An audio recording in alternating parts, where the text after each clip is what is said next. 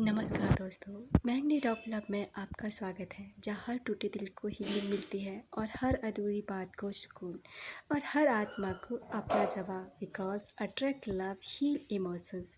This is not just a channel, it's your soul space. एक affirmation जो आपको हर रोज़ बोलनी है अपने दिन की शुरुआत के साथ।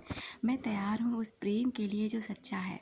मैं उसे जाने देती हूँ जो जाना चाहता है, और खुलकर स्वीकार करती हूँ उसे जो जीवन में मेरे फिर से लौट कर आना चाहता है दुगने प्यार के साथ।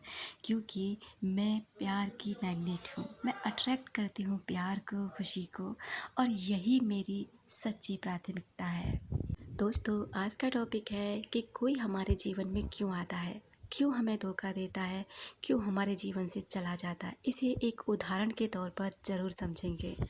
कभी कभी हम सोचते हैं कि हमारे साथ बुरा क्यों हुआ, पर गीता सिखाती है कि फल पर नहीं कर्म पर ध्यान दो, क्योंकि वही भविष्य बनाता है। और बौद्ध कथा अंगुलीमाल बताती है कि कोई भी इंसान बदल सकता है अगर उसका मन बदल जाए। इसलिए मैं भी अब अपने कर्मों को समझदारी और प्रेम से चुनूंगी, ताकि मेरा जीवन एक सुंदर कहानी बन सके। आखिर हमें किसी से धोखा क्यों मिलता है? धोखा देना अक्सर उस इंसान की कमजोरी होती है, ये आपकी नहीं होती। कभी लोग डर या स्वार्थ से ऐसा कर जाते हैं, कभी उन्हें अपनी भावनाओं की समझ ही नहीं होती कि वो कर क्या रहे हैं, और कई बार वे अपनी अधूरी इच्छाओं को पूरा करने के लिए दूसरों की भावनाओं को नज़रअंदाज कर देते हैं। लेकिन इसका मतलब ये बिल्कुल भी नहीं है कि तुम कोई कम हो, तुम में कोई भी किसी भी तरीके की कमी है। हमारी ज़िंदगी में कोई क्यों आता है? कुछ लोग सबक देते हैं, कुछ लोग साथ निभाने आते हैं, और कुछ लोग हमारा आईना बनकर आते हैं जो हमें हमारी खुद की सच्चाई सिखाते हैं। हर इंसान जो आता है वो कुछ देकर ही जाता है, चाहे वो प्यार हो, सबक हो, या फिर आत्मबोध। कर्मा की वजह से ये सब क्यों होता है, इस पर भी थोड़ा सा समझ लेते हैं। कर्मा सिर्फ सजा या इनाम नहीं होता, वो एक अनुभव भी होता है।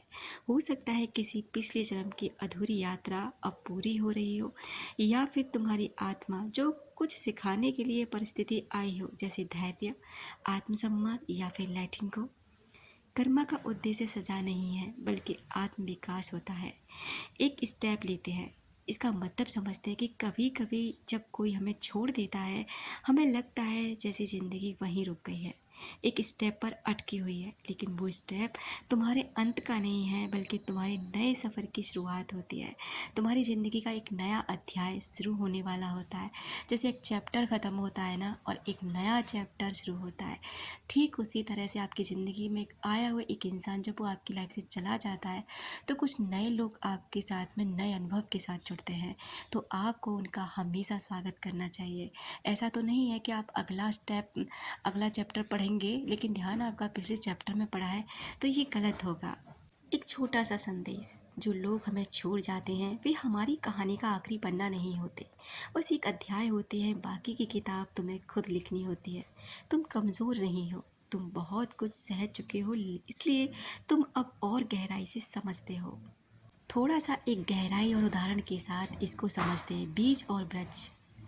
जैसे कोई किसान एक बीज बोता है तो उसे तुरंत फल नहीं मिलता। वह उसे पानी देता है, धूप में रखता है, और धैर्य से उसका इंतज़ार करता है। कुछ समय बाद वही बीज एक वृक्ष बन जाता है, जो या तो मीठे फल देगा या फिर कांटे। कर्मा भी वही होता है। हम जो सोचते हैं, बोलते हैं और करते हैं, वो सब हमारे कर्मों के बीज होते हैं। अगर हम सच्चाई, दया और ईमानदारी के बीज बोते हैं, तो देर से ही सही, पर हमें शांति और सुख ज़रूर मिलता है।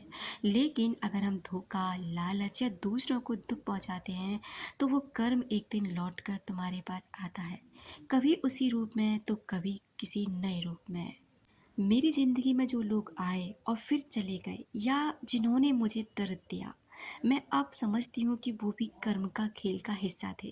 शायद वो मेरे पुराने बीजों का परिणाम थे, या फिर मेरी आत्मा को कुछ सिखाने आए थे। पर अब मैं अपने कर्मों को सजगता और प्रेम से बोऊंगी, ताकि आने वाला समय फलदायक और शांतिपूर्ण हो। तो दोस्तों, अगर आपके जीवन में भी कोई ऐसा इंसान आया है जिसने आपको धोखा दिया है, परेशान किया है, रुलाया है, तो आप परेशान मत हो। बस अपनी कहानी नई सिरे से शुरू करो। अपने जीवन के नए तरीके से शुरुआत करो, क्योंकि ये अंत नहीं है, उस कहानी का अंत है। जिस इंसान ने आपके साथ जो गलत किया है ना, उसे तो उसके समय पर उसकी सज़ा ज़रूर मिलेगी, क्योंकि ये जगत है ही कर्मों की खेती, और इस खेती से कोई नहीं बच सकता। जो जैसे बीज बोएगा, फल भी उसे उसी तरीके से काटना पड़ेगा। चाहे वो आप हो, चाहे मैं हूँ, चाहे वो कोई और हो।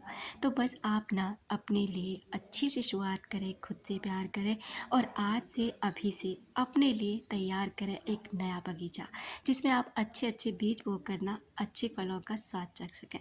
दोस्तों, हमारे कर्मा भी एक फल ही हैं, जिनका हमें स्वाद चखना ही पड़ता है। Thank you so much.